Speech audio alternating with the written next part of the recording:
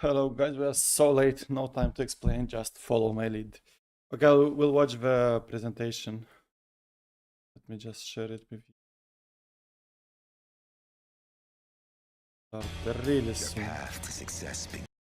That's my MCA. Let me see 1 second. Oh, don't tell me, don't. Here.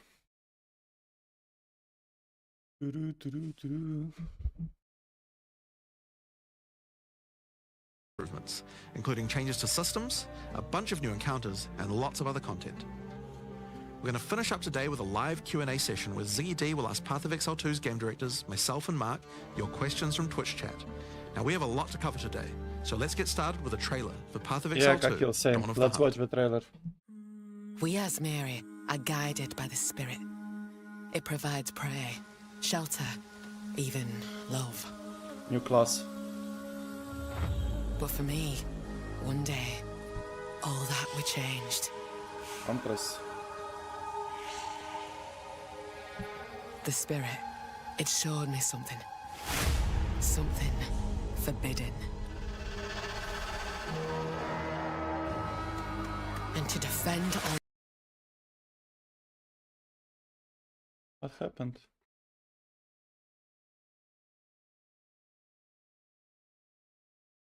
I used it.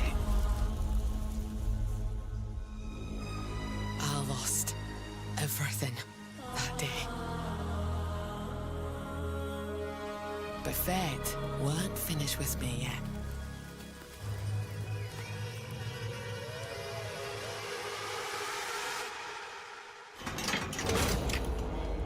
I'll right the wrongs I've done. I'll do what I must, no matter the cost. I will hear the Spirit once more.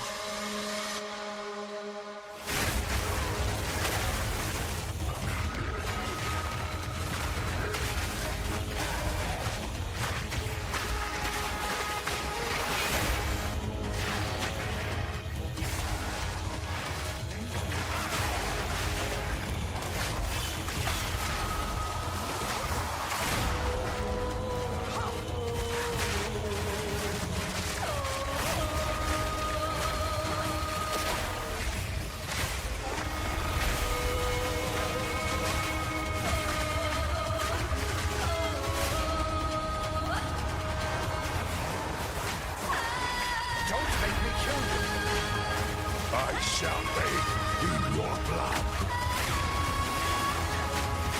100 blast, wow.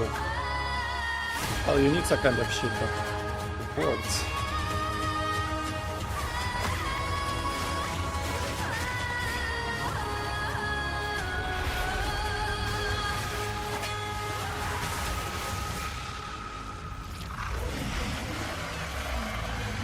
Support is quite big.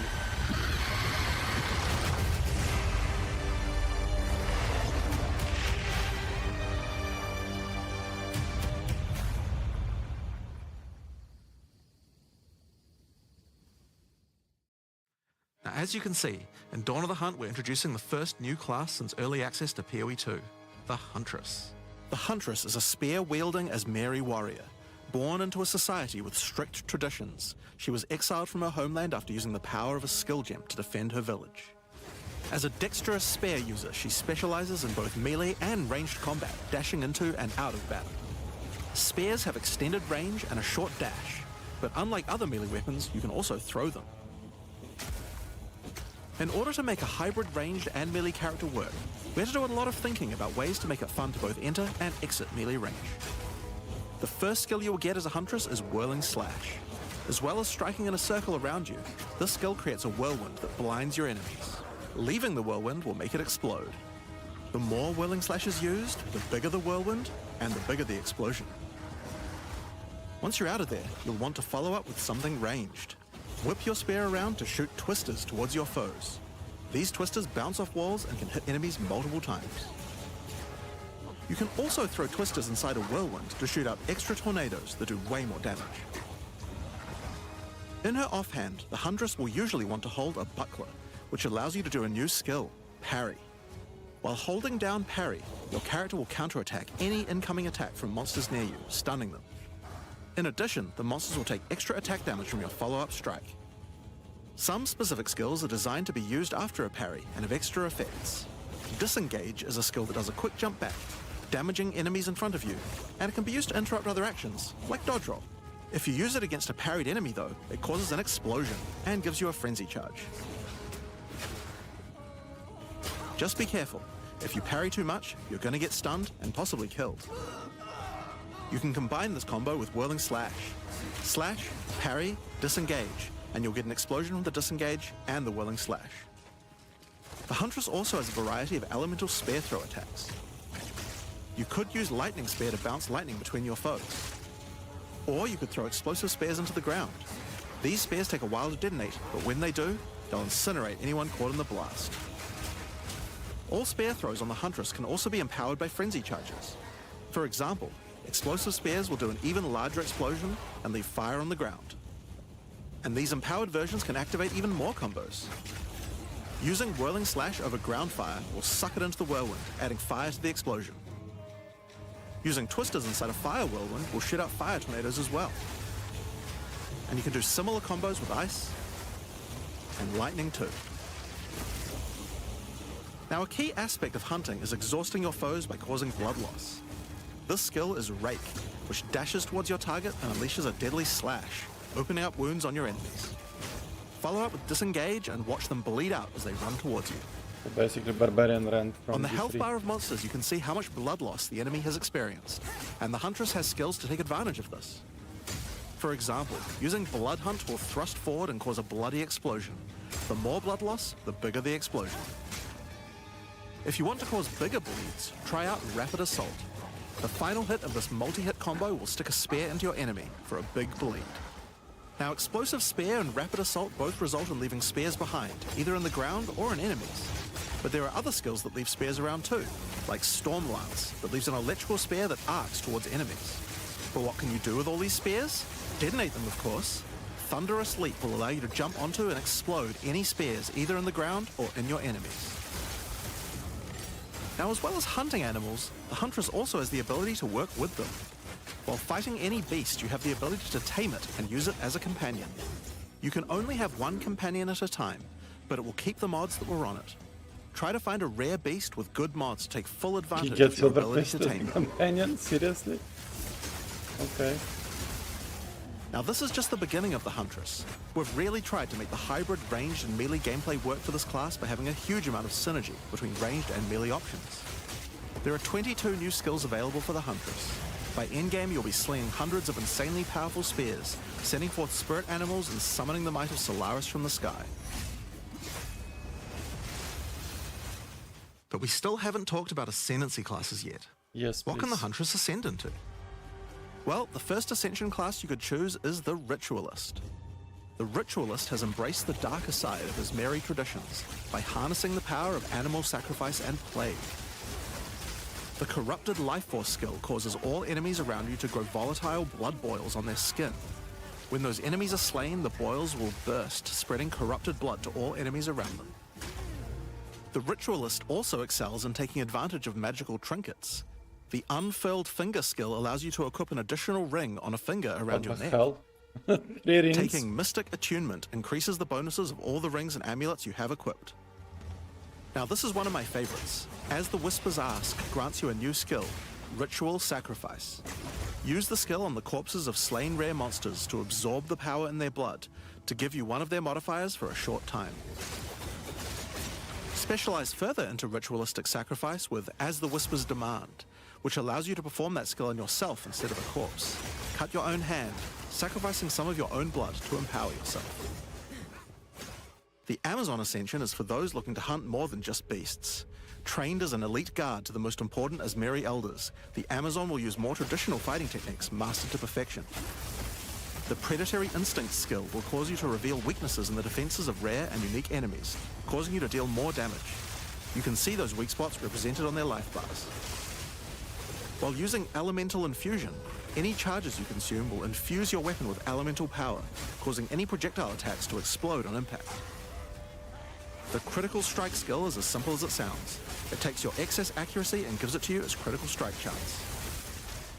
Additionally, you have skills like Mystic Harvest, which allows your elemental damage to leech life, and as Mary Brew, to be able to use either flask to restore both life and mana. So those are the two new ascendancies for the Huntress. But those are not the only ascendancies in Dawn of the Hunt. We've added a new ascension class for 3 of the other existing classes too. First up, for our warriors out there, we have the Smith of Let's Kitava. go. The warrior is a blacksmith in origin, taught by his father Renly. With this ascension, you can take your smithing skills to new heights by embracing power from the insatiable one himself, Kitava. Smiths of Kitava are master blacksmiths and have the ability to forge their weapon, quite literally. Using the Against the Anvil notable skill, you can enhance your weapon with fiery destruction before any battle. After doing so, your attacks will release explosions on hit for maximum devastation. You can also use the power of Kitava to summon an animated copy of your weapon to fight alongside you. A great blacksmith can do more than just forging their weapon though. Their armor can be enhanced too. Now you might think this ascendancy class tree looks a little abnormal, hello. and you're right. Welcome. There's a lot of notable skills all disconnected at the bottom there. By taking this point here, which is free to assign, your character is unable to equip body armors with mods of any kind. So your body armor must be normal. Sounds like a downside, right? Except now in true blacksmith fashion, you get to craft your own body armor by taking those disconnected notables with your points. If you want your body armor to grant life, take this notable. If you want resistances, take this one. There's so many choices. Think of it like you're crafting your own body armor, just in a more literal sense.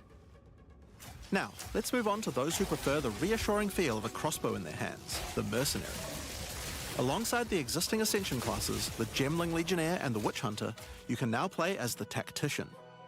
The Tactician is a former Blackguard elite. Free from the duties of a Blackguard, he is able to use his training to decimate the monsters of Rayclast and earn a healthy income doing so. And some of it. This training comes in the form of various skills like suppressing fire, which causes all projectiles to pin enemies. When combined with the right where we want them notable, your pin not only stops your enemies from moving, but stops them from performing actions too, similar to freeze. With a soldier's training, the Tactician also works well cooperatively. Using the whoever pays best notable, you can place multiple banners at once. The Watch How We Do It skill gives a portion of your weapon's damage to your allies as well.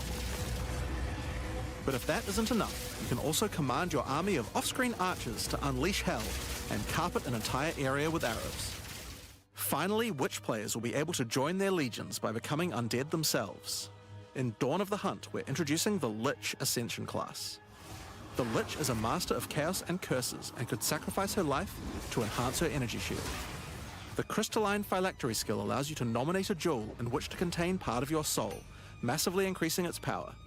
There's just one downside to splitting your soul this way though. If you have no energy shield, your mana costs will shoot up.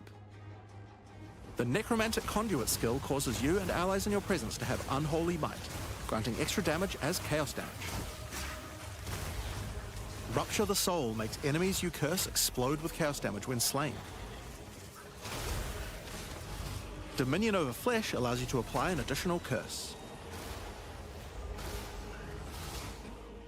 It's safe to say you'll be the true master of the occult by choosing the Lich class. So Dawn of the Hunt has the Huntress and 5 new Ascension classes, but it doesn't end there. Let's take a look at some of the new skills we've added. Now you may remember we've previously talked about the Raise Spectre skill. It's finally complete, and it will be made available in the upcoming expansion. It can be found in the occult skills on the skill gem crafting panel. Raise Spectre is a skill that allows you to trap the soul of almost any monster in the game, which you can then summon in the skill panel. Spectres cost spirit and will revive automatically if they die, but the spirit cost varies based on the power of the monster. You could summon an army of weaker monsters, or a few of the more powerful monsters. You can combine them with your existing skeleton minions, or summon exclusively spectres. It's all up to you and how you want to customize your army of the undead. Given that there are hundreds upon hundreds of monster variants in Path of Exile 2, it's safe to say you'll be experimenting with this one for a while. We look forward to seeing which monsters serve you best. Now let's move on to our next skill. Since we've been talking about summoning undead so much, let's have a change of pace and summon something a little more alive. In Dawn of the Hunt, we're adding the Summon Rower skill. Summon your friendly rower to aid you in combat as a minion. You can also mount your rower in combat at any time, allowing you to move at full speed even while shooting arrows or throwing spears. Be wary though, if you take too much damage while riding your mount, you can be knocked off and get overwhelmed. It's worth keeping an eye on your stagger bar, as falling off the mount can mean almost certain death. On the topic of new ways to enhance your character, let's talk about support gems. Support gems are used to modify your skill gems in meaningful and interesting ways. Currently, we feel that a lot of builds have insufficient options here. To alleviate this, we're adding over 100 new support gems. Hema crystals will enable a new kind of bleed build, turning the damage over time you would have done into explosive vile crystals. Alignment is a support gem for bow attacks, which can reward skilled players with good positional skills. Caltrops will allow you to litter the battlefield with hazards, slowing your foes as you fling spears through their ranks. But there's plenty more for every playstyle, such as enormity, unsteady tempo,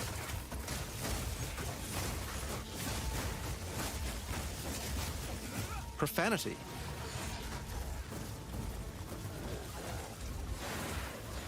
retaliate,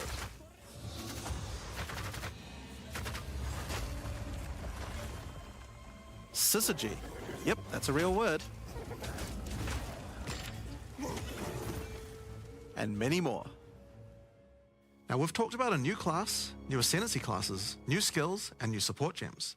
But let's not forget about the core of a true action RPG, the items. To start with, let's talk about uniques. We're adding over 100 new unique items. This time, we've made sure to add uniques with a focus on mid and endgame tiers to make sure there are more exciting items to find for higher level characters. Let's look at some examples. Embrace your inner devil with Chernobog's Pillar. It grants you a large amount of fire damage based on your block chance. The Coming Calamity allows you to become a true master of the elements, granting you all 3 Elemental Herald skills without costing any spirit. At the same time, it penalizes enemy resistances. Wastegate is a belt useful for builds using a single resource like Blood Magic or Archmage builds. With this belt, you can use 2 life flasks or 2 mana flasks. It's up to you. Now, we could go through these all day, but we'll leave most of them for you to discover. Suffice to say, though, we want there to be way more cool things to find. Over time, our goal is to add a unique to every single base item type at a minimum, so that you can chance any base in the game. Now, given that we have the Huntress, we have a set of unique spears from early game all the way through the end game as well. One example is Scyther's Spear, which combines bleed and fire in a powerful way. It allows your ignites to be aggravated, dealing substantially more damage. We're also introducing a suite of unique bucklers with some interesting parry mechanics. Kalgyra's Arc, for example, allows you to parry projectiles from any distance. And we're also adding our first unique charms. Bayra's Anguish will not only protect you from Ignite, but will also emit a devastating Fire Nova whenever you do get ignited. In sum, there's just a ton of new uniques to find. We can't wait to see the weird and broken builds that come out of it.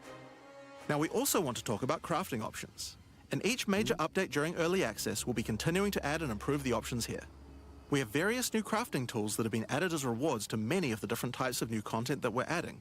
But for now, I just want to mention the changes to runes. Runes add commonly available mods, but since they only have 1 tier, flat damage mods tend to get outclassed by in-game. So we've changed runes to have multiple tiers, allowing you to get higher tier mods than before. Our plan is to significantly expand the number of more specialized mods for crafting using socketables as we add new content over time. And the first new set of those comes from what we're talking about next. In Dawn of the Hunt, we're adding Asmarian Wisps, which can be found throughout both the campaign and the endgame. The Asmari spirit has made itself present in Rayclast, and it appears to be trying to warn, or maybe prepare us for the coming darkness. You will first encounter a manifestation of it in the Grellwood in Act 1, where you'll meet Delwyn, an Asmari hunter who is trying to find out what exactly is causing the spirit to behave this way. As you approach the wisp, it will flee, leading you past monsters. Any monsters it comes into contact with are infused by it, making them more powerful. Each spirit is associated with a specific revered animal within Asmari culture. This one is a wisp of the Great Bear, and grants enemies extra life and stun. The wisp moves faster the closer you are, and as you move away, they slow down to wait for you. but if you get too far away for too long, they'll dissipate and return to the woods. As you continue to chase the wisp, it will find and possess a rare or unique monster, granting it a new powerful ability.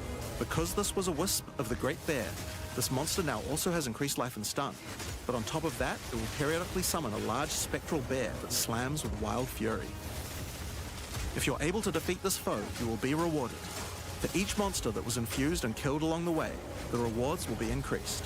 Each wisp has its own mechanics. The Wisp of the Winter Owl is a primal wisp that causes enemies to deal extra cold damage, gain energy shield, and release wind vortices on death. When infusing a monster, they will call down large tornadoes to protect their host. The Wisp of the Wild Cat is a vivid wisp that causes affected monsters to deal more critical strikes and become more evasive. When it infuses a monster, it will summon a barrage of feline spirits that will attempt to tear you limb from limb. If you're lucky, you may even find sacred wisps that can do some pretty crazy things to the monsters they influence. Like the Wisp of the Cunning Fox, which turns normal monsters into magics, magic monsters into rares, and rare monsters into actual bosses. Asmarian Wisps can drop a new set of socketable items that allow you to craft a wide range of interesting new mods onto your items. Each one may only be used on a specific item slot. As mentioned, the Asmarian Wisps can be encountered throughout the game, but there's also a new endgame map called the Asmari Ranges, a mountain village where the Asmari once lived, now overrun with corrupt monsters. This map always has multiple Asmarian Wisps in it, and familiar, yet not quite the same boss fights. Asmarian Wisps can also be further modified by the endgame Atlas tree as well, and by tablets. But I'm not going to be the one talking about those things. In order to cover all the new content in in-game, I'm going to hand things over to Mark. Hi, I'm Mark Roberts, Bale, Game hello, Director on welcome. Path of Exile 2. There's a ton to talk about with the endgame today, so let's dig right in. Path of Exile 2's early access began with a brand new endgame, and it was clear that it needed a lot of work. Absolutely. After absorbing your feedback, we're ready to make some epic changes. The first thing is, we just need a lot more content. Yes. In Dawn of the Hunt, we have made sure to focus on increasing the sheer number of interesting and different encounters you will randomly stumble into as you explore the endgame. And the second goal is to smoothen the progression through maps and reduce the amount of annoying busy work. To start with, let's talk about the new interesting stuff to find. Well, the most obvious thing to add are new maps. As well as the Asmari Ranges that Jonathan mentioned earlier, Dawn of the Hunt also contains 7 other new maps, all with their own custom encounters. Let's start with this one. The Feral Megaliths map starts off in the wild Ezomite forests. As you progress through the forest, you will find mysterious rune-carved stones that, when touched, surge with energy. After activating all the stones, you can find a grand henge, where all the energy is coalescing. You can then start an encounter. The area darkens, a storm moves in, and a concentration of energy summons a dangerous boss. You must fight and defeat the boss to get its rewards. Once you have defeated it, summon another. And another. And another. And another. What? You have 10 total waves of boss fights which get incrementally more difficult. If you manage to defeat them, you get full boss rewards, but also opportunities to get new runes. These can only be obtained from this map. The Fractured Lake contains a surreal waterscape with fractured mirror-like objects. As you move around the map, the terrain itself elevates from below, creating the ground you walk on. In this unique map, all the rare monsters are mirrored, so you're always fighting 2 of the same rare at the same time, which can prove quite difficult. If you manage to overcome that challenge and make it to the end of the map, you'll be presented with a broken mirror, a powerful altar-like object that contains an item within it. The item contained within is a new base type, either an amulet or a ring, that can be crafted to have additional prefixes or suffixes at the cost of the other. The last unique map we'll show today is one based around the essence mechanic. You enter a crystalline cavern, and you will find a powerful map boss imprisoned in the center. It is surrounded by many rare monsters, also imprisoned in essences. By freeing and defeating the rare monsters, the essence they held will be upgraded to a greater essence and be added to the imprisoned map boss. How brave are you? How many essences will you add to the boss? Overdo it, and you might lose everything. Underdo it, and you might regret it. It's your choice. Speaking of essences, alongside visual improvements, you're now able to apply Vaal Orbs to corrupt the essences with a range of unpredictable outcomes. It could increase the number of essences, re-roll all the essences to the same type, or even upgrade the essences to greater essences. Nice. What if they're already greater essences? Well, it can upgrade those too. We have 4 new corrupted essences. Essence of Hysteria, Delirium, Horror, and Insanity. Each corrupted essence has its own interesting combat mechanics. For example, the Essence of Insanity causes you to question even your own mind, as monsters split into shadowy clones, and you must locate the real one before a devastating icy explosion freezes everything around it. Each of these has their own crafting outcomes. The Essence of Insanity can be applied to a belt. It adds a mod that will ensure the next Vaal Orb used on the belt will guarantee adding 2 enchantments. It's worth noting all the essences in the unique map can also be corrupted too, if you're willing to risk it. It's worth noting we have also added 10 extra Atlas passive points you can earn by completing 5 different unique maps. Now, new maps are just the beginning. We had a goal where we wanted to make sure you were constantly finding exciting new content, and that it could be lurking around any corner. So, we have added a bunch of new things that you could stumble into in any map you run. On your travels, you will sometimes encounter rogue exiles. Others like you who have been exiled and are openly hostile. Some are malicious, some are mad, while others are simply fiends for loot. They will challenge you, a fight to the death. They use the same skills available to players, and even the same items. They aren't just dressed up in those items, they're actually using them. It's going to feel like a true player versus player situation. Of course, if you are able to slay these exiles, those items will all drop on the ground. So if you encounter an exile using a powerful or valuable unique item, which you can see displayed under their life bar, you want to be damn sure you kill them. Because if they kill you and your party, they'll portal out, taking their items with them. Every fight will feel completely different depending on the items they come equipped with. These exiles are much smarter than your regular monster. They have capabilities to dodge roll, avoid your abilities with smart pathfinding, smart targeting, and much more action-packed gameplay. Fortunately, they're like you and they're not super durable. Unless, of course, they're wearing uniques like Kalm's Heart, in which case, expect a longer battle. There are 12 different rogue exiles you can find, each with their own skills and personalities. Some may insult you, while others may admire your honor in combat. Another encounter you might stumble onto in Dawn of the Hunt are one of 4 new unique strongboxes. Strongboxes are chests with modifiers. When you try to open them, they activate traps and spawn waves of monsters that you must defeat to access the loot. Let's take a look at 2 of the new unique boxes that are harder to find and behave just a little bit differently. The Ogham's Legacy Strongbox has a corpse splayed out in front of the rune-carved stone. Upon interacting with the stone, you activate Forbidden Ezomite magic, which revives the monster as a powerful rare. The Strongbox comes with a modifier which determines how many times it will revive that rare. Each time you defeat the monstrosity, the Strongbox revives it again, adding an extra modifier to the monster. With each resurrection, it becomes more difficult, but also more rewarding. Alex, salute. This Strongbox is infused with Thaumaturgy from ancient Vaal technology. The new update review Shell's for Path of Torment Exile. has a powerful artifact inside, and is guarded by Chaos itself. Defeating the monsters will grant you a unique item, with a specific corrupted outcome. You'll have to find the other 2 for yourself to see what they do. Now, let's talk about the introduction to the endgame. Upon starting the endgame, Doriani tasks you with cleansing corruption to help restore the land. However, in practice, the quest objective just sent you on a grind to clear 15 maps. We wanted to make the quest to unlock your Atlas passives much more interesting. Now, Doriani is tasking you with a more specific objective. On the Atlas, you will find areas of corruption caused by the beast. In the center of each one, you will find a corrupted nexus. the source of Going the into is affliction. different. In the areas leading up to the Nexus, you will notice that corruption spills out from slain enemies and amalgamates into powerful monsters.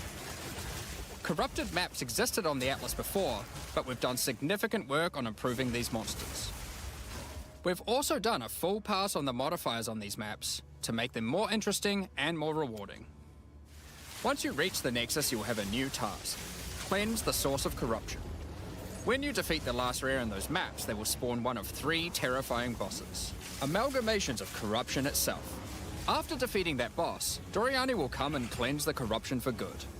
As the remains of the boss are purged of corruption, it coalesces into raw crystallized power, which you can use to gain points for your Atlas passive skill tree, the upgrade system that allows you to add and enhance content in your maps. We didn't stop there though. When you complete a corrupted Nexus, all of the remaining surrounding corrupted maps will become cleansed maps. Cleansed maps also have new monsters, a new boss, and their own set of modifiers and rewards, including finding fracturing orbs by slaying cleansed enemies. These orbs can be used in crafting on a rare item to cause one of its modifiers to become fractured. A fractured modifier is one that cannot be modified by any means. You are able to freely modify the item, ensuring the fractured modifier will never change.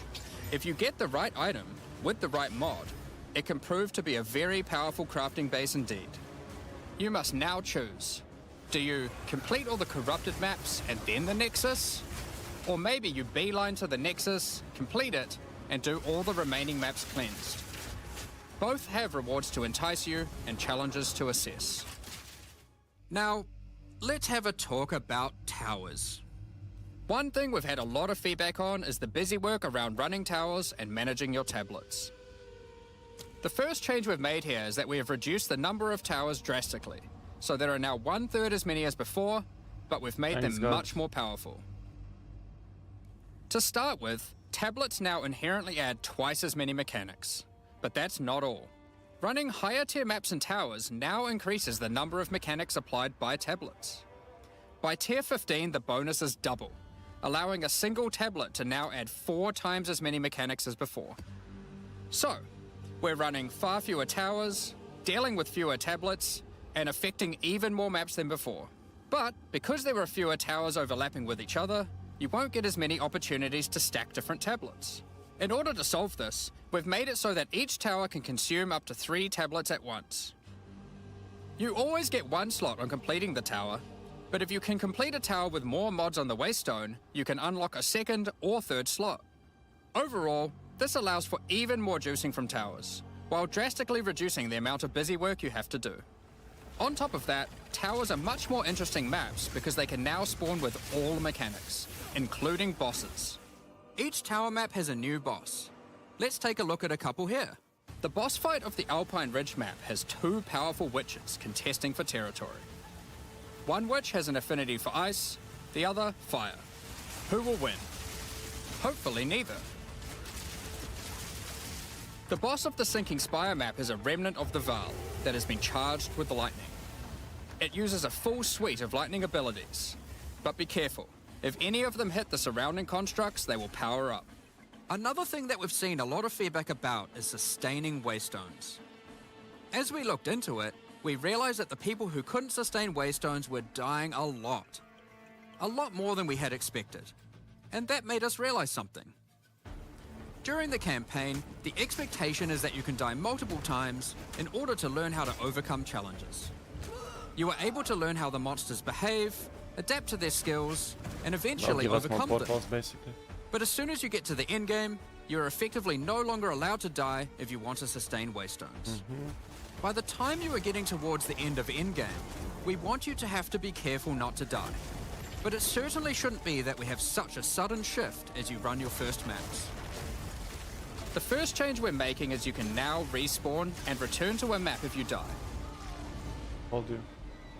continuing from where you left off. When you start the endgame, you get up to 6 total attempts per map. As you add more modifiers to a Waystone, the number of respawns goes down. This means that as you get to the point that you're running every waystone as a rare, you will have to be more careful. In parties, everyone gets to respawn that number of times. But we still think it's important that you can kill a boss in one go. In order to allow that to happen, we've made a change so that once you start the boss fight, it changes over to the same respawning system we use for pinnacle bosses. This means that the map owner can choose to respawn everyone at the same time. Another complaint we've seen a lot of is players not wanting to do the pinnacle content because of the experience penalty from dying. A change we've made here is that all pinnacle content now no longer grants experience, but also no longer removes experience on death either. Dawn of the Hunt also brings the first batch of Twilight Order reliquary keys from the early access supporter packs. These keys contain items selected by our supporters. They can contain any unique item found in Path of Exile 2. If the selected item is a pinnacle boss drop, then only special keys dropped by this content will be able to provide these items. For example, Hand of Wisdom in action can only come from a key dropped by Zesht. We're also making a change that allows pinnacle boss uniques to drop at any difficulty. Hello.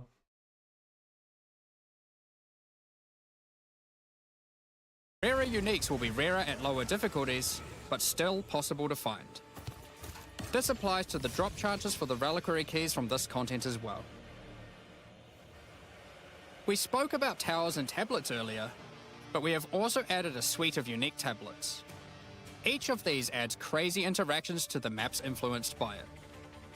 For example, this unique tablet allows you to run any map in a tower's radius without requiring connections, which can be quite useful for jumping gaps and traveling around your atlas. And this tablet causes all runic monsters spawned during expedition encounters to be duplicated, and weakens all expedition monsters that emerge from the ground. The Atlas tree has also been expanded, and you can find many of the new mechanics there, and improvements to existing ones too. Now through this livestream we have mentioned quite a few new crafting options that we've added. New runes, corrupted essences, fractured mods, and jewelry crafting bases. But we did have just one more crafting system to talk about: recombination. Expedition was the only in-game mechanic that was lacking a crafting system, so that needed to change. Recombination is a mechanic that might be familiar to some players. It allows you to merge two items together, hoping to get the best elements of each on a single new item. This new crafting bench will be unlocked as you complete your first expedition, and requires artifacts found during expeditions to fuel it. The rarer the mods on the item you are combining, the more expensive the cost. That wraps up all the major in-game changes we're talking about today. With all the system changes and new content, we can't wait to get in there, start blasting maps, and obliterating monsters. There is one more thing we wanted to clarify before we move on, which is that all the content we've talked about today will be made available in the existing early access leagues, so you can play your existing characters. However, there will be new leagues made for those who wish to start in a fresh economy. It is recommended to start over and get the full new experience in the Dawn of the Hunt leagues. For all our existing early access players, we're really looking forward to joining you playing in this new update. For those who don't already have access and are interested in playing Path of Exile 2, Dawn of the Hunt, you are able to at any time purchase an early access supporter pack at www.pathofexile2.com. Additionally, the Paladin and Pennant supporter packs are now available to purchase in Path of Exile 2 and contain 6 microtransactions each and the full pack's face value in points. All the microtransactions contained within these packs are purely cosmetic and do not affect your character's power or progression in any way. Thank you so much for your ongoing support. We're just about to start the Q&A with Ziggy D. Okay. With release we'll at the not end watch of next Q&A. week, our community team will be posting crucial information you'll need for the release. Keep an eye on the news. On release weekend, Absolutely. we expect to launch the new mystery box and many new microtransactions, including Path of Exile 2's first alternate skill effects. Thanks for joining us today and checking out our latest developments. We're looking forward to playing the Huntress, trying new builds, and exploring the new endgame next week. We'll begin the Q&A shortly, so please get your questions ready. Will not watch the Q&A. Q&A, I don't think it's interesting. Well, okay. It's more underwhelming than I expected. I expected something much more bigger, to be honest. It's okay. I don't know. I'm not too hyped. Not impressed. Let's get to business, guys. Let's get to our stuff. Come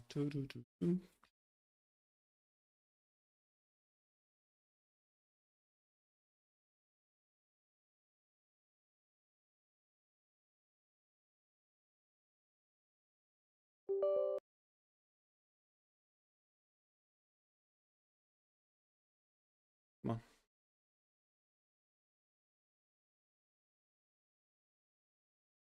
Zenga, hello. Yeah, it's good changes. Don't get me wrong. It's good. I expected just more. It feels like comparing to what they were revealing before on PoE 1 and stuff. Like it feels quite small, but we shall see.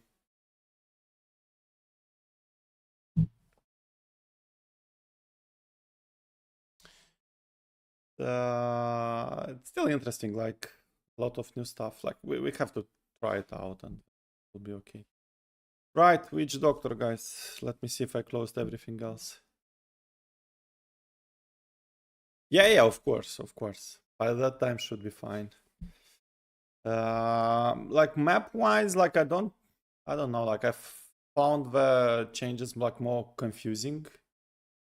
Maybe I have to play it to understand it, like the corrupted thing, like corrupt, cleanse and so on. Like don't complicate the game, just change it for the better. Power's gone, that's very nice, and also putting up to 3 tablets. That's okay. They still didn't add a boss to each map, which should be the case. They left, as far as I understood, they still left the objective to kill all the rares to clear a map, which is not okay. I don't like that type of approach. New class, not impressed. Blacksmith ascendancy for warrior I should see, because warrior is my favorite class so far. Maybe I should try that out.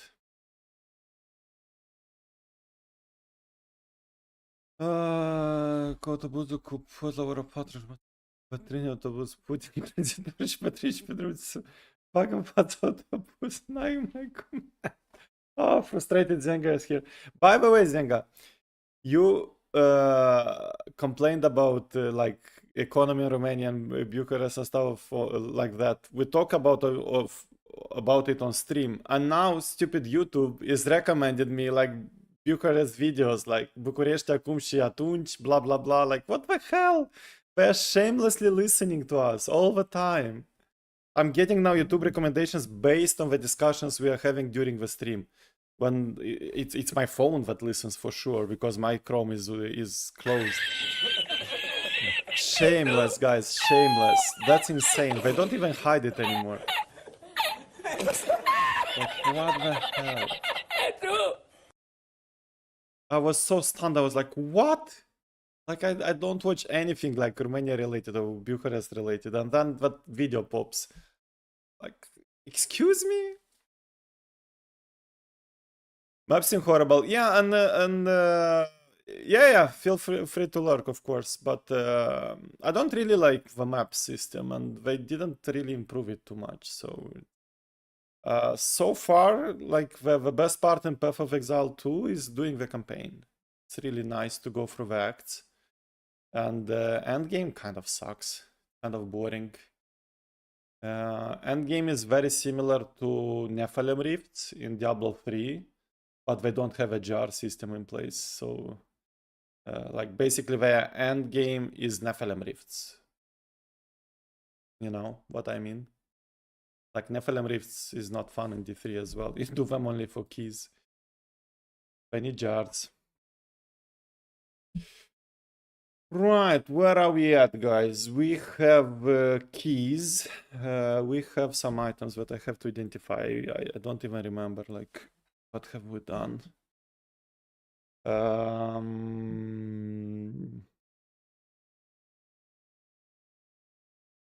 It.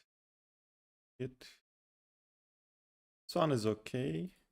I don't know if we will need them, but this one is also not too bad. Crit area damage.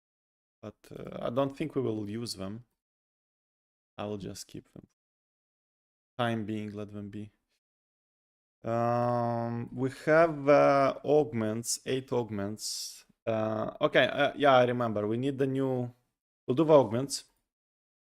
And we will gamble the shards on bracers because, as far as I remember, what is bats?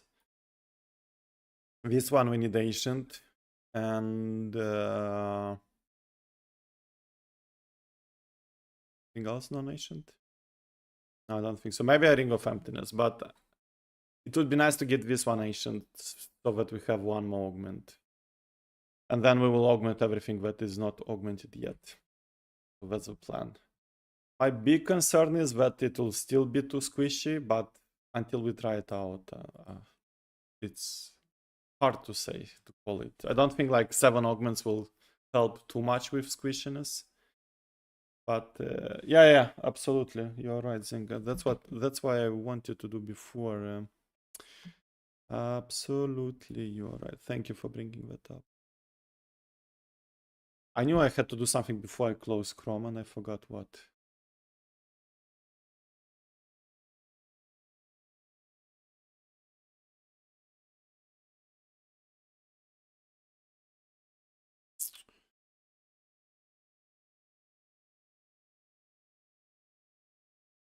Edit. Go back to Diablo 3. Oh. Then with plus. Let's see. What is the title? I don't remember what title I prepared for this one, but okay. Last push of the season.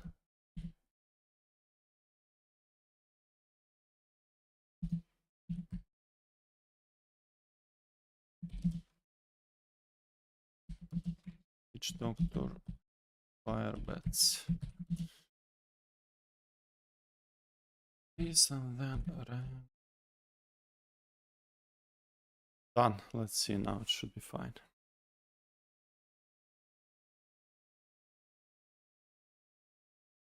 Yeah, it looks good now.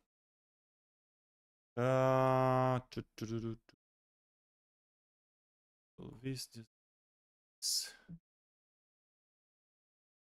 else is up. Okay, good to go, I think. The phone is listening to me without consent. Yeah. Consent, sure. Who cares about consent? Yeah, I think after this one, I don't even know if we will get this one, but after this one, I think we will be done. I don't think I'll do the earthquake, and more or less, like, we've done everything. We have to say thank you and be grateful to the season. Meanwhile, we have to do the augments. Let's do them, and we will gamble the shards on bracers, and hopefully we get a Lacumba Ancient. We need it on fire. What do we change here? Do we need anything? We don't really need crippling. So we can take the spirit vessel, just not to die too much. Should be fine. I think, like, we do the wormwood here. Yeah, I think it should be fine. There is no sound.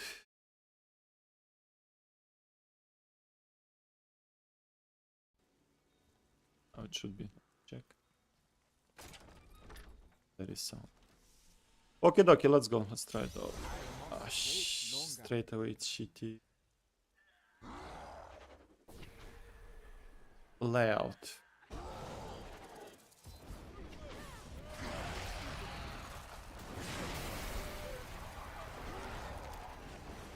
If we just stay and everything dies. No hands.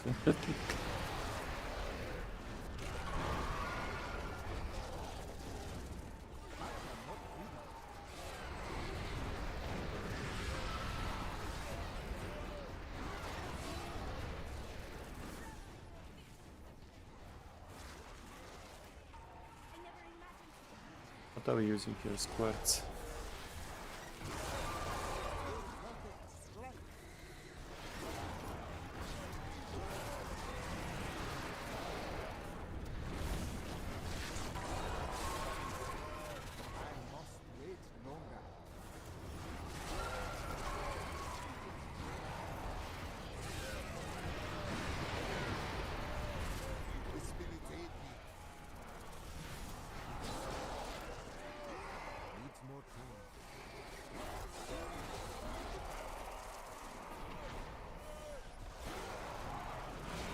Yeah, for whispers this one is quite satisfying. Like you don't do anything, you just stay, like stand still and everything dies. Everything is automated to a ridiculous level, like you do absolutely nothing.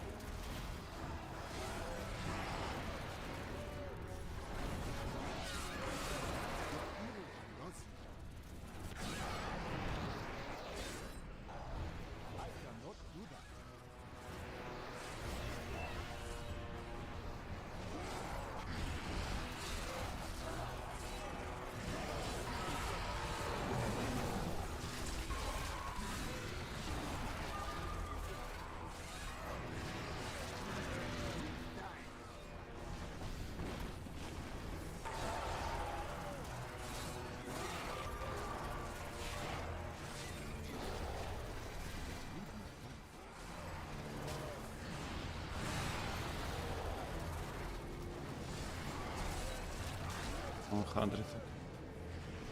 Let's go.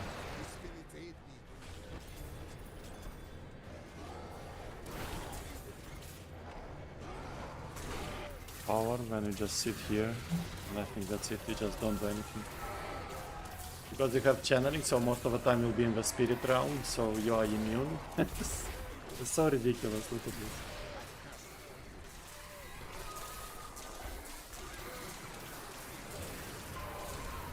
Like I'm doing nothing.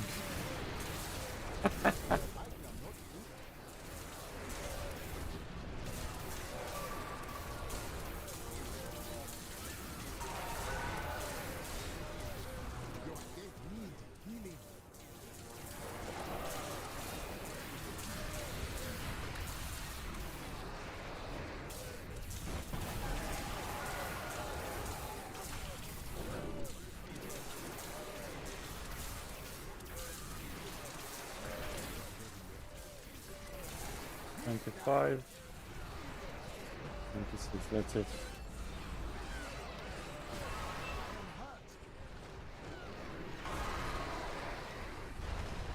I died this time, but you can even survive it. 120. Yeah, this is the laziest build, especially that I did it with Wormwood in the cube, so I don't even have to cast first Locust. It's auto casted. It's quite insane. It's lazy bone, absolute laziness.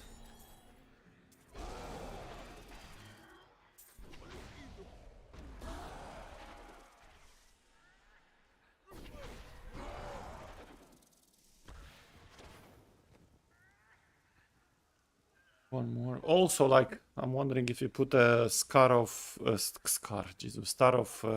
Askarath on you, one of these, then probably you are not, you don't die from the exploding guys, from the suiciders. The only thing that can kill you is meteors. But before meteors, if you put one of these, you don't even have to dodge the explosions. You just stay there and chill.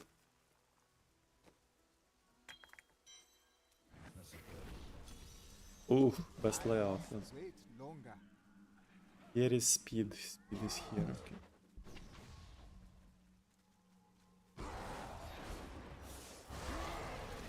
Put in the middle and we'll chill. These explosions, like I mean. Here, with a star, you can stay in them. But most of the time, we're still in the spirit realm because of the spirit walk and the offhand. Then I don't really care.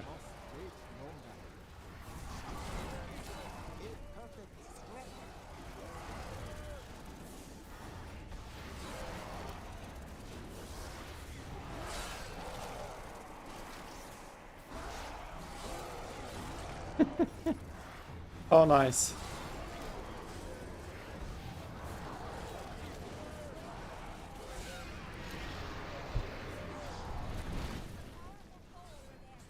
I will stay till 100, let's see if I die. Well, unless I proc like twice, then I will need. Would not be the case. Look how font is auto-spreading. Easy. Oh, now I procced. But it was like 10,000 explosions in a row. All because of this machine here. But if I put a star on, I think we should be good until 100 for sure. We can try next run out of curiosity. We don't really need the squares here, so okay. 95.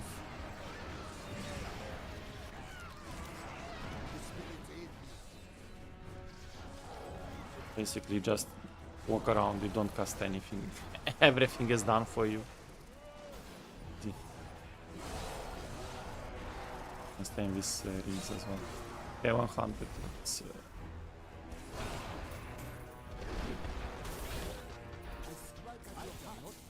done with the channeling luck. It's so incredibly small the window where you will be hit by the meteors. You go back to Spirit Walk straight away. Look, whenever it expires, it's just instantly. Oh, I procced still. Oh shit.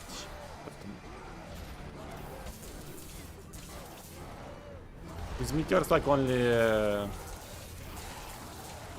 poison damage, or is it physical as well?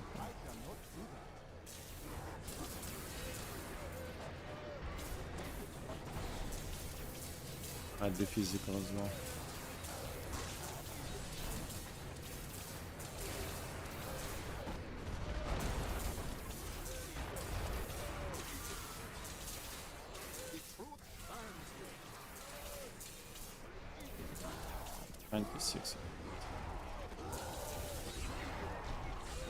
Got goblins, really? Ah, don't worry.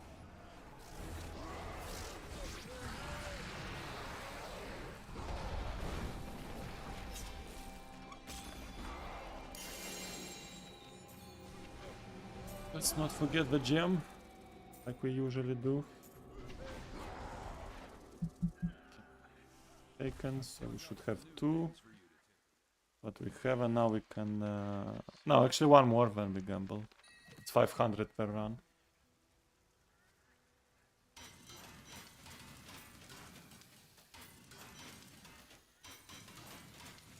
So if I put the star on, where is the star? Oh, for it.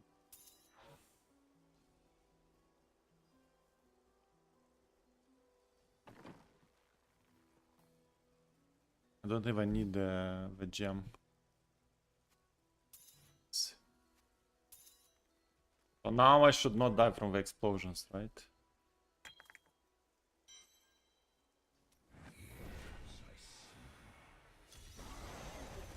So I can just chill here now forever.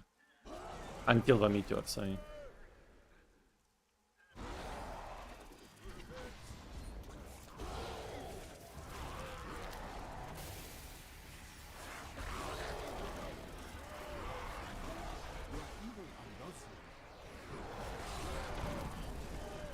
Because these explosions do nothing to us. They heal us, actually.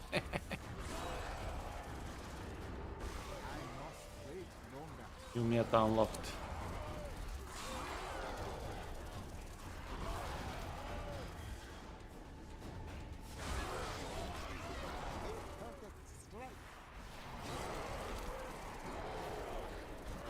So you can like drink a tea, a coffee, have some ice cream while you're doing this until 100, when you just take the balance and chill forever. And if the meteors is only poison damage, then you can put like Mara's kaleidoscope in the cube as well, and be completely immune. But I think it has physical as well. But yeah, until 100, like you just stay like this. You can do the same on Crusader as well. See?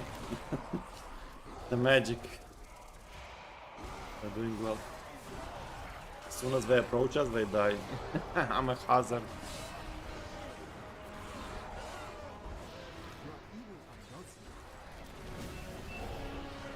Radioactive witch doctor.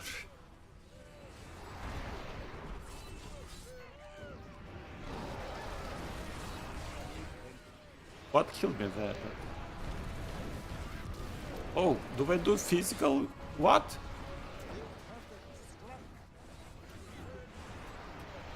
Why am I taking damage from the explosions? That should not be the case.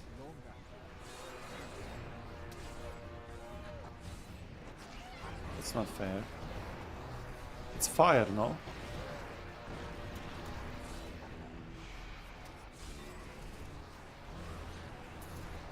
Interesting. But probably they added physical as well. Edge. Then we can do like a cooldown or something.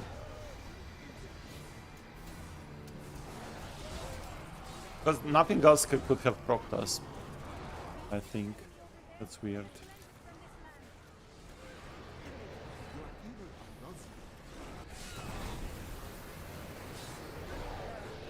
Six.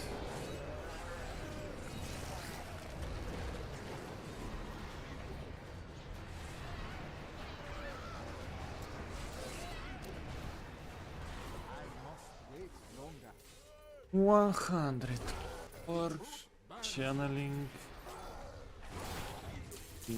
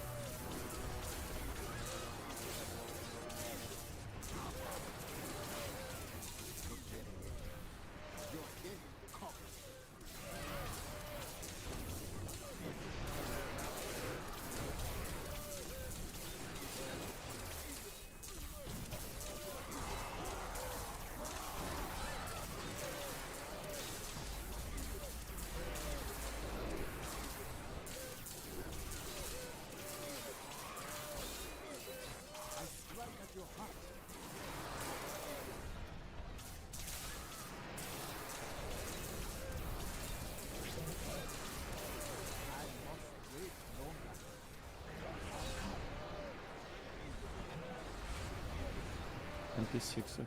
Enough.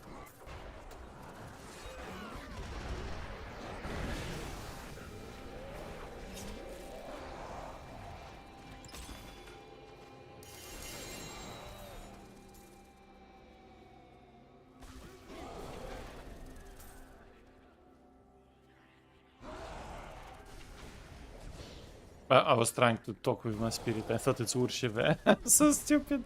I thought it's a jar. Like, let me upgrade my gems. That was just my spirit there. Lingering.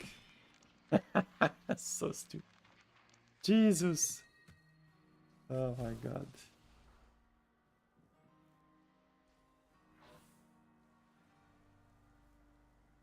Oh shit. I put my cable in the tablet, and I was like, why is it still draining? Because of this. Like, I didn't put the second part, like Vava end into the charger actually. Oh my god. Wireless charging is weird and confusing. Right, let's gamble now.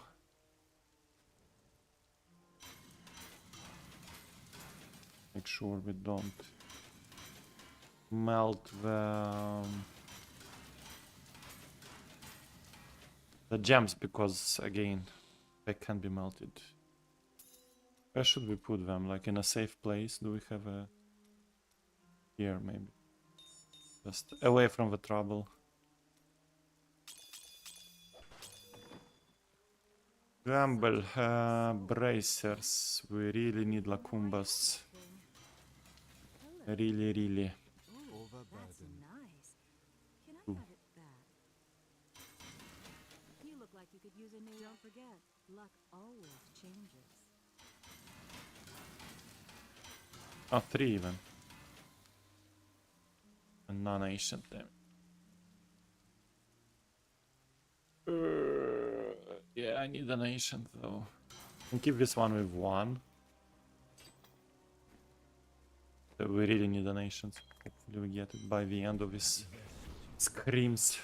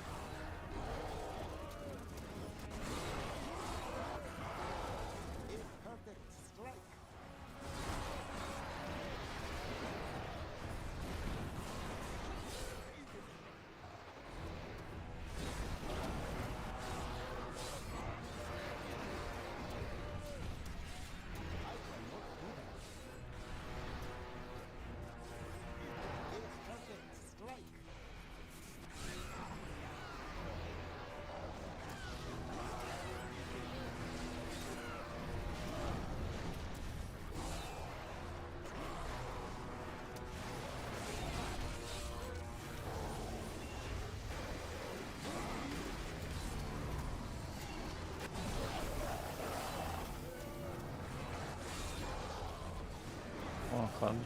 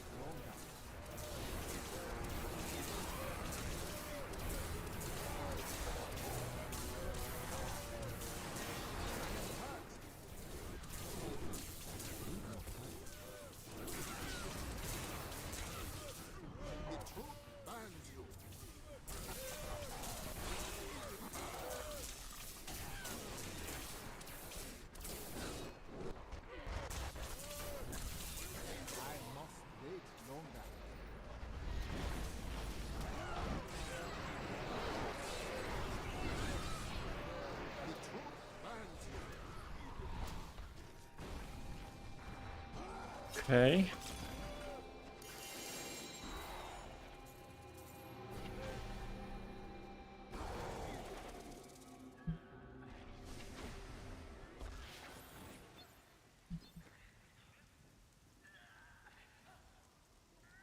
One more for Lacumba.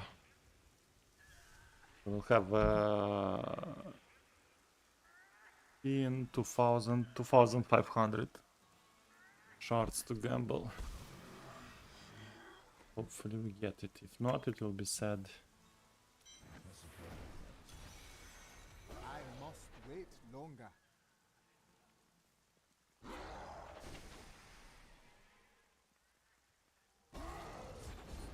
Same way out, by the way. Fan of this one.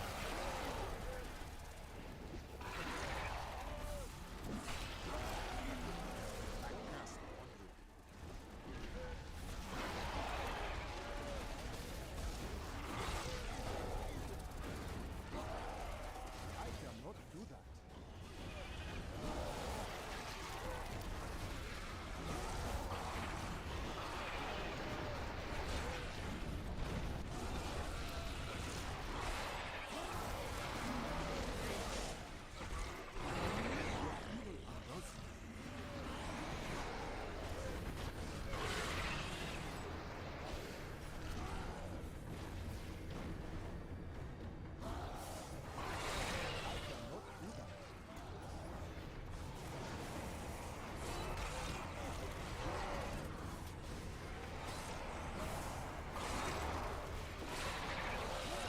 The spirits aid me.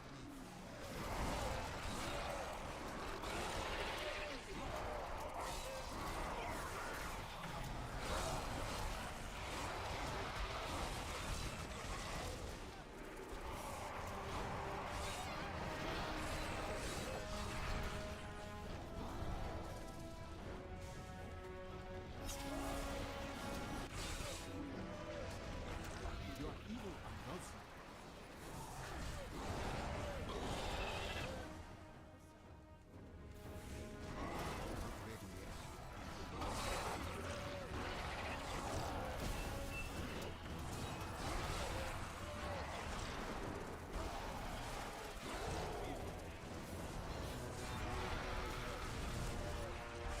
I strike at your heart.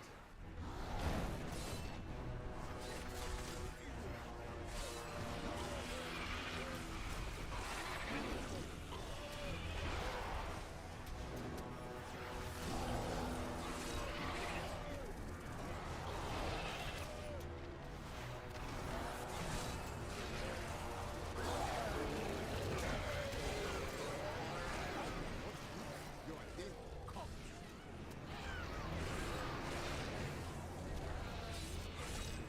Five.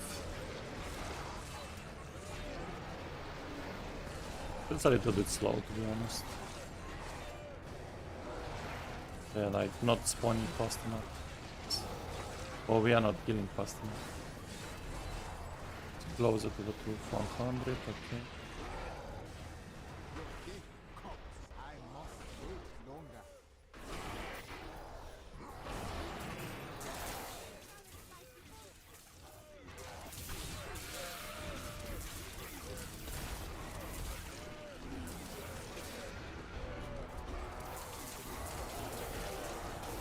It's more the truth burns you.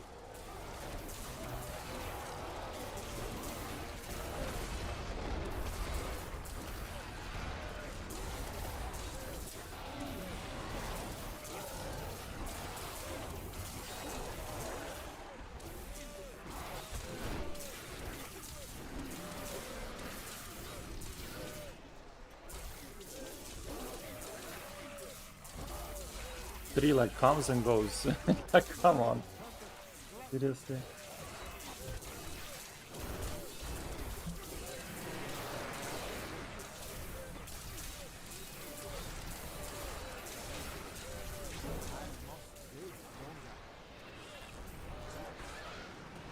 Into 7.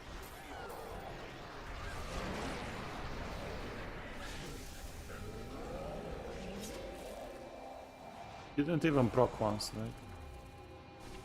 But it's always this layout.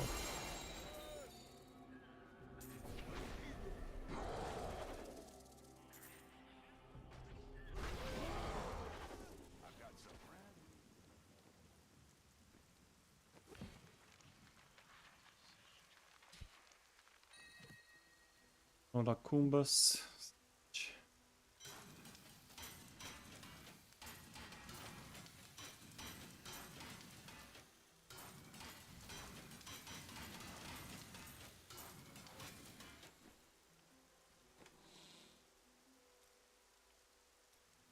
Where were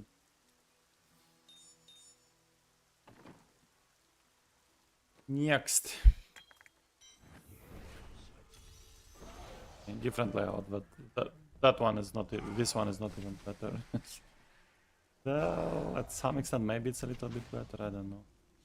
Like if we stay in the center here, because we are equidistant from all the edges, so they might just attack more.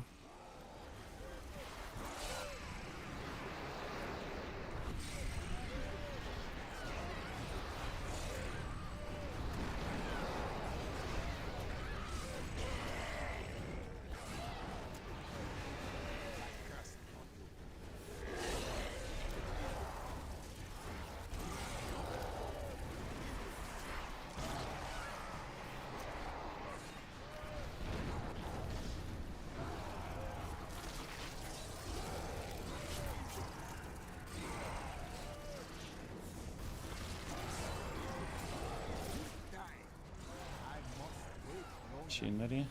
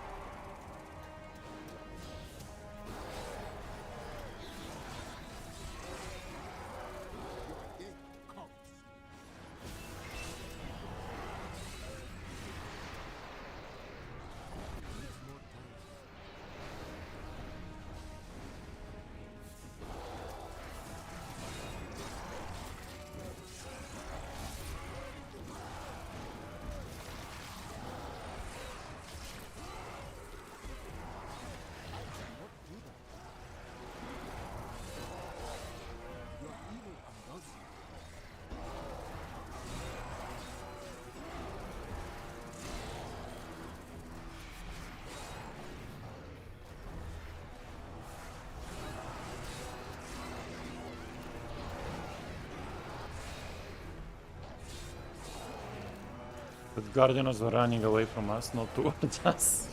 He smelled trouble. But like, no, I'm out.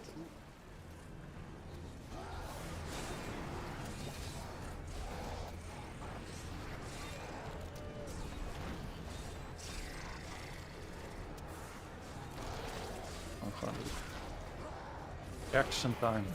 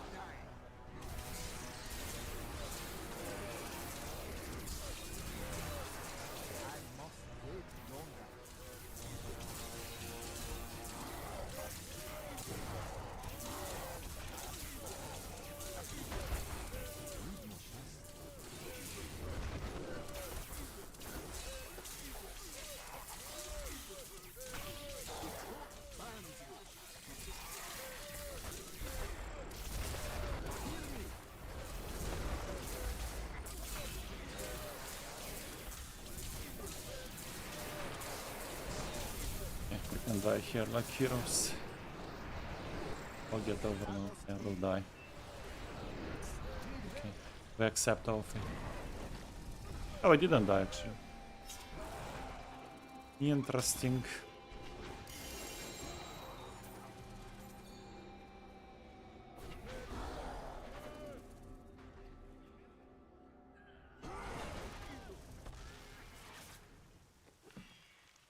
1500. Okay, let's gamble. Then do 2 more. And we ready.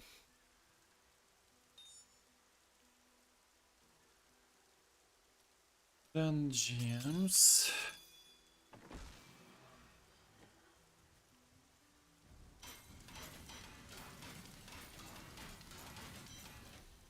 Are you ready?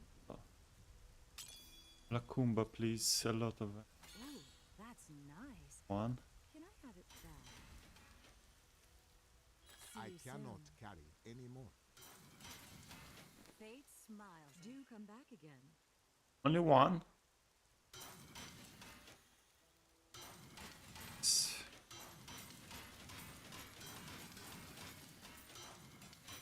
Though it's ancient. Fire as well. But it's at 3. Well, in the worst case, we can use it still. So last time we got 3, 0 ancients. This time we got 1, but it's ancient. And it's on fire already. We still have to max it out. The only bad thing is that it rolled a 3. Which doesn't make too much of a difference because we either have it, either we have straight away like a lot of stacks. Alex, hello. Welcome. So at least we have another one. Just 2 more. Nice layout, finally. Longer.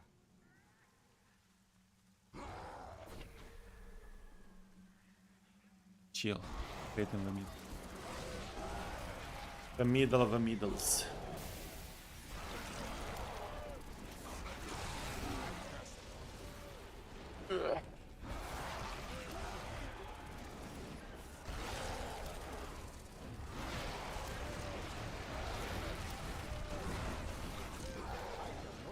Auto farming build.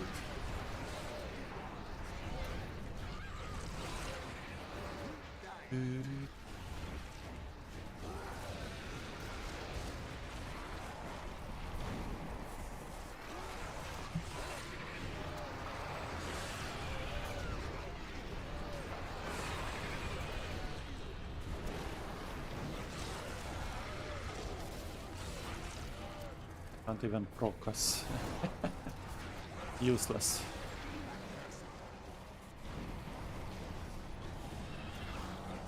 Machinery.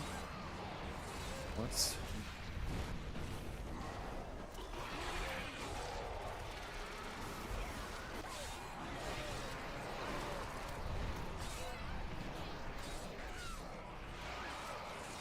The truth demands you.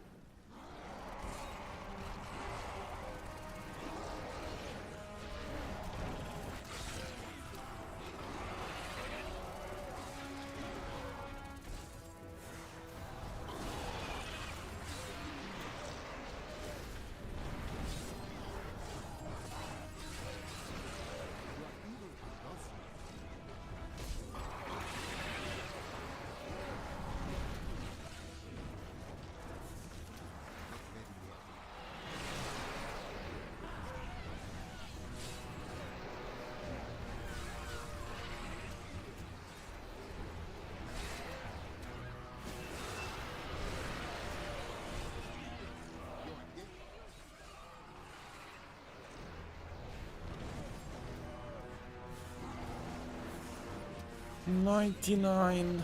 It's time.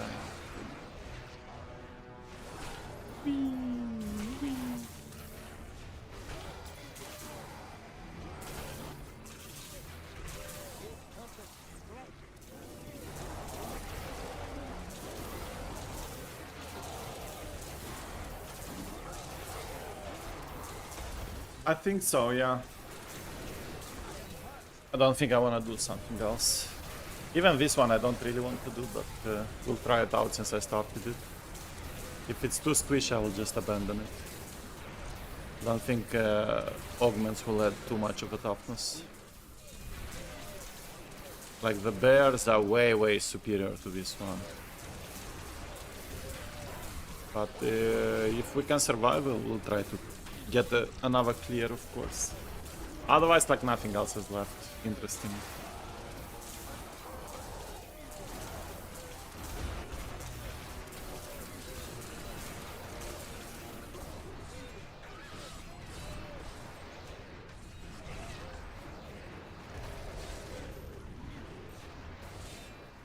27. Fine. We'll get overwhelmed. But we're not even propped. I grow in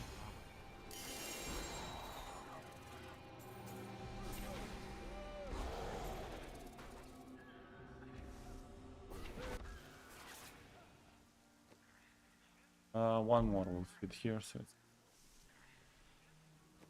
Then we'll equip the build and we'll see. I think besides Lacumba, like emptiness of course is a problem. Well, not a problem, like it's non-ancient, but that's the only slot which we can live without. Okay.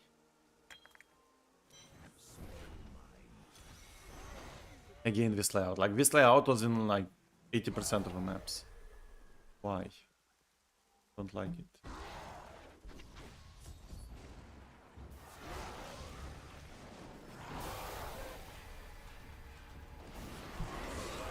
This strike is true.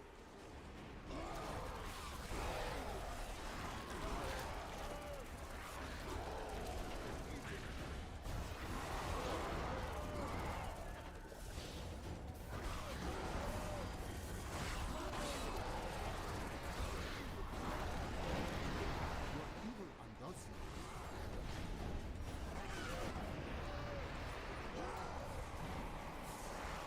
Goodness. Kill the machinery before it starts spawning. Easy. Early spot.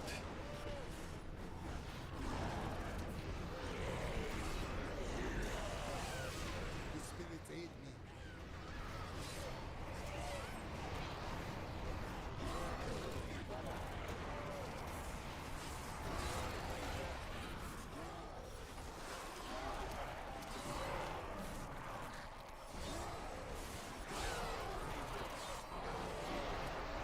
I strike at your heart.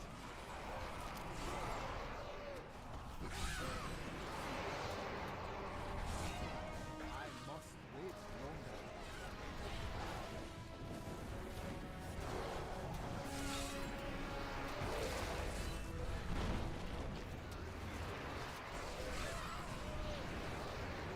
Your evil undoes you.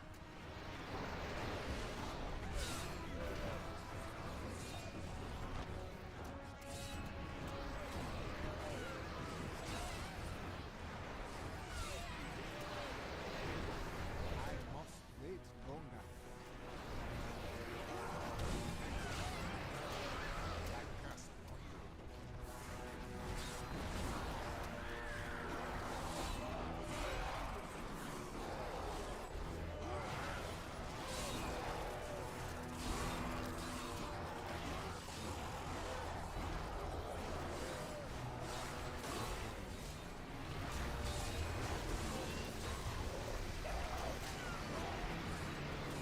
A perfect strike.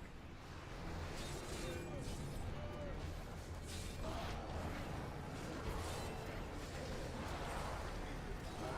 more time. 99 100. Okay.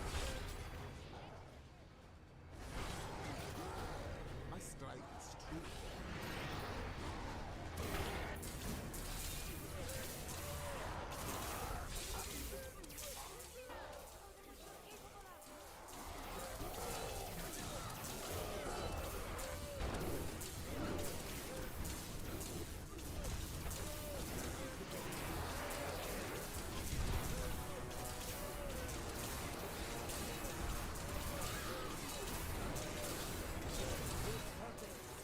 I cannot do that. Need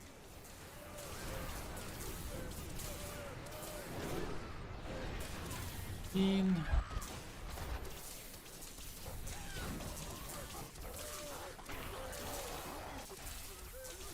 My curse upon you.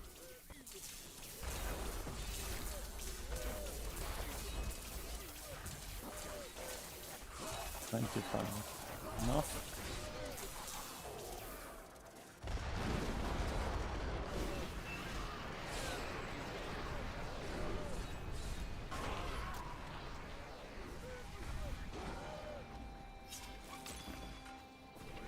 Primals.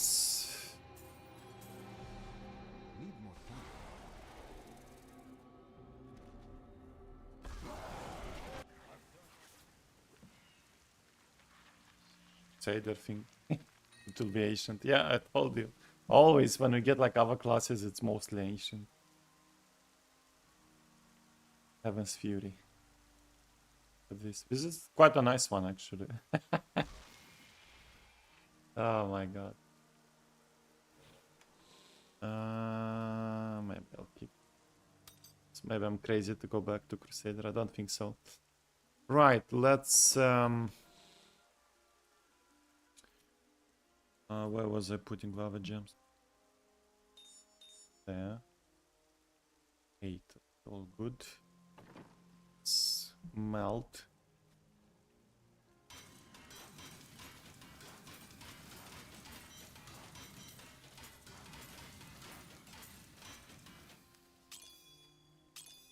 So we can well equip bats. And let's check it out. So yeah, it's only these 2 pieces. So this one we will change. So it's only emptiness that will be unaugmented. Do I have another one just to reroll?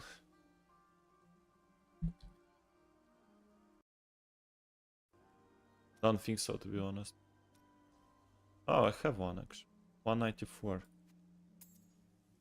Okay, so we might reroll this one as well. Let's try to get another Lacumba. Wanna see what you Shards got? that remain. Ooh, I cannot that's carry nice. more. Can I have it back? You look like you could use a new item of, what? I didn't even know I had Got that 2 thing. more. 2 more, yeah.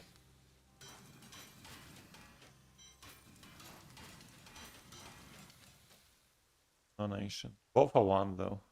Look at this one. This one would have been 6. Well, 3 it is. On boss fight, like it's a little bit tricky, but it's a long way till boss fight. So this one will increase fire, I think, of course. Or we can put a secondary resistance and leave fire 18. That might also work. Let's try to reroll the ring now. Reforge. 7. 74.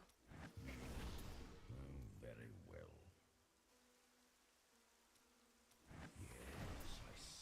59.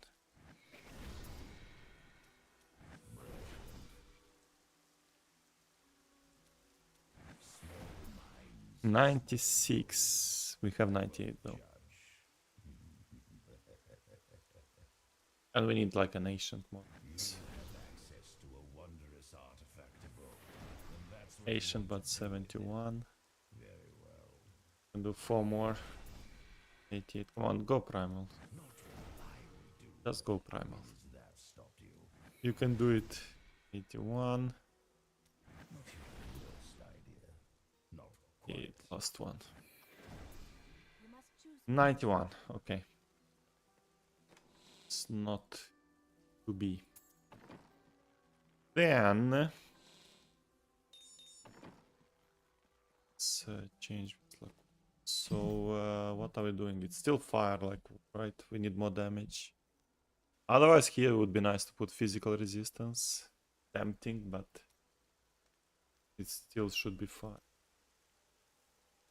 Go with that. This one is fire, right?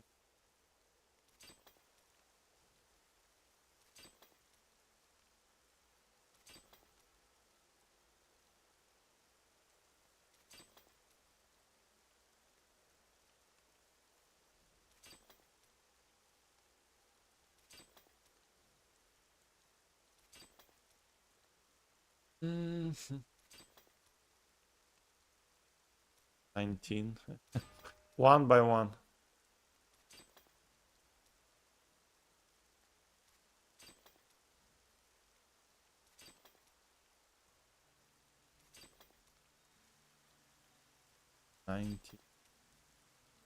Yeah.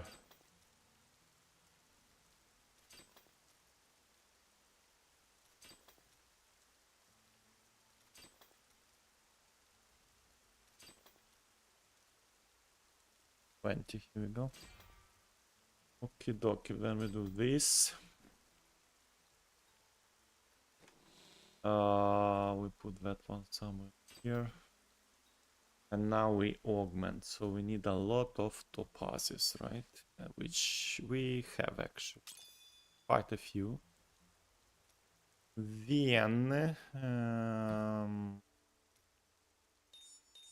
4, 5, 8. I don't even have... I need... don't even think we have 8 items. I think it's 7 to augment, but let's start one by one. So.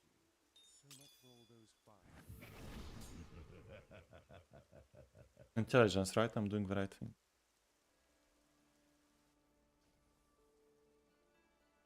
Yes. Okay. Let's see the toughness as well. So it's 30 million before that. Let's see how much we get from the augments. This one.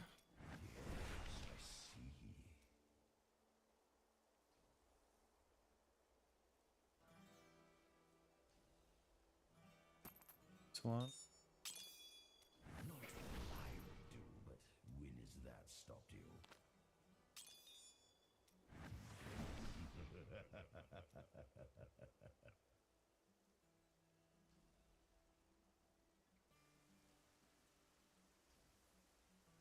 One is done. This one.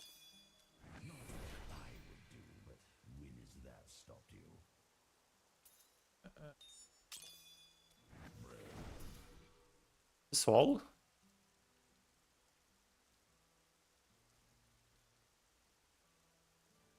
Yeah. Well, 2 more augments left. Nice. 4 upgrades. So it went to what? If we stand still. 33 million, like it's not a lot. I still think we will die quite a lot, so it will be frustrating. I don't have confidence in this build. I don't know, like that guy probably like fought the perfect dream of dreams that he did it with solo Paragon. It's quite it's quite squishy, which I don't like.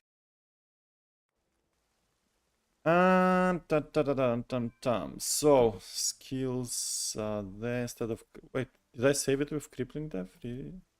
Second. This one.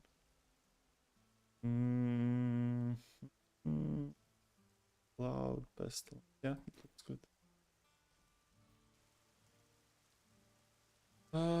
Let's here we need the elemental. We don't really cool down, and I think it's better to take Templar with this one since we get those 5 seconds of immunity, so we might change to Templar soon.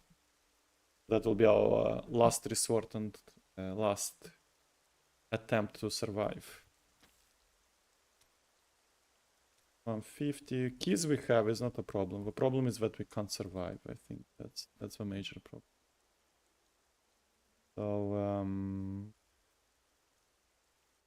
So less and also like we are auto casting this one, so we don't get straight away the stacks, and we need like 3 stacks.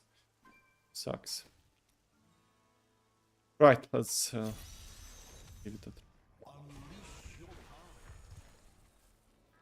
I have 0 confidence that we will be able to survive, but it's possible apparently since someone did it already. Props to him. I really hate glass cannon builds.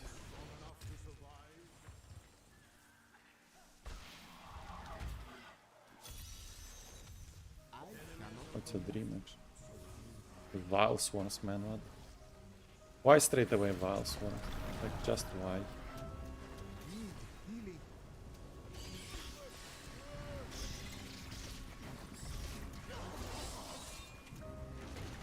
I will be dead in a second. That was expected.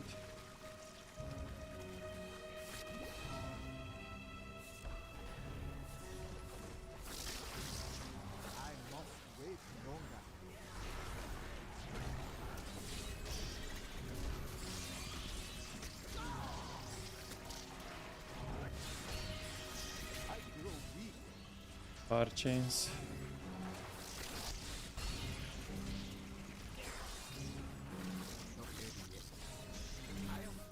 Fire chains, like it's so hard to survive. I don't know, it's so squishy. And then you pull fire chains on you and you're dead. And I didn't even get the stacks now, which will kill us instantly. Fortunately.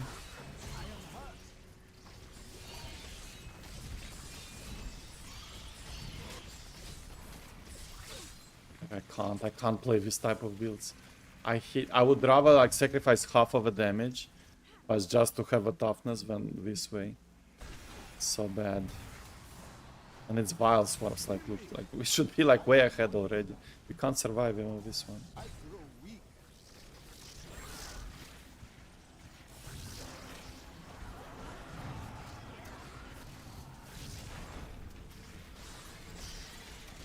I am hurt. My curse on you. Be a lot. But my friend. That's again, that's just pulling fire chains on top of you. You insta die. Very similar to Generator Monk. And I missed again the stacks. I always forget that I have to go on them to get the stacks straight away. So it's like basically doing a non-elite run, more or less. Sucks.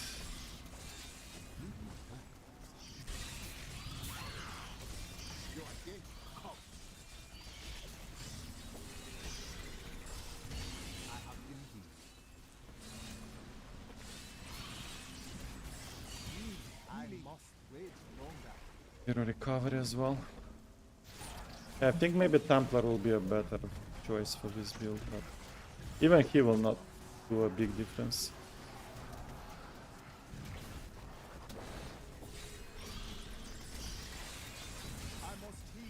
From everything.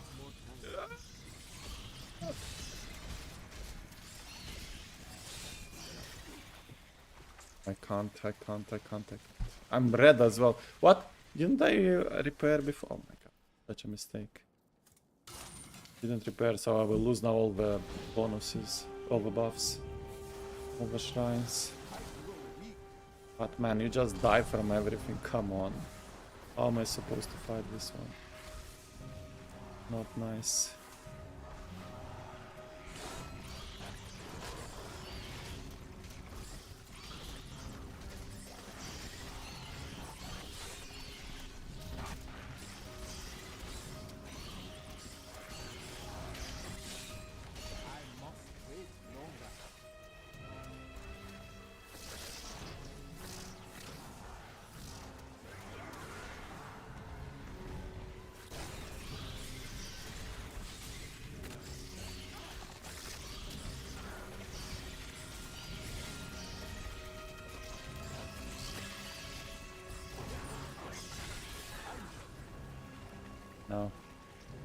No, I'm not doing this. Just my sanity is above this. So that's it then. We're done. Season is done, guys. Easy. Right. Then I'll take time to do some YouTube videos probably. That's the best I can do at the moment. So stream-wise, I don't know. Like tomorrow, I would like to stream. It's my free Friday, but I don't have anything to stream. Path of Exile is not out yet. The update. D3 is done. D4, I don't even want to touch it. That's sad. Actually, I will have a sad Friday tomorrow because I like being with you. It's just nothing to do. We can't even try to get our rank 1 back because it's just insane to do it with 8 minutes. Really need this Paragon up back. And F-Quake I'm not really willing to. So more or less this is it. Sad finale, but it is what it is. Like this one is unplayable. I don't know how he did it. I mean, this one, Def something. He did it with 1500 Paragon. I have no idea how. You have to basically like fish for an extremely perfect rift. Like, I don't even know what. Probably zombie grotesques. And like avoid the elites. More or less. But otherwise you just die. Like everything you pull near you just kills you. Not okay. Zombie bears are much more fun. And you are quite safe in that one. Is what it is. Right, I don't see anything I can do, unfortunately, so there is no reason to continue the stream. Sad short one, but it is what it is. I will invest the time that I get now in the YouTube videos, like the channeling speed pylon. That one is 1/4 done. Like, it's so hard to collect all the material back. Coming soon, probably. I will see if I put the generator monk clear up. I don't think it's interesting to people, so maybe I will not. We shall see. And it is what it is. Maybe I will put some guides up, but I don't know what. Like, start of the season I'll put before the season, and otherwise, like, maybe I can explain the builds I played, but I don't know. I have to think about it. Otherwise, it's a pleasure, guys. It was a short one, but we ran out of materials, so we don't have anything to work with, so there is no reason for me to waste your time, basically. So I will see you somewhere in the future, in the next stream, probably after the Path of Exile launch. I don't know. We shall see. Otherwise, I will see you on YouTube, guys. Have a nice one. Take care. Love you all. Thanks a lot for your support. See you in the YouTube comments, probably. Bye-bye, guys. Cheers.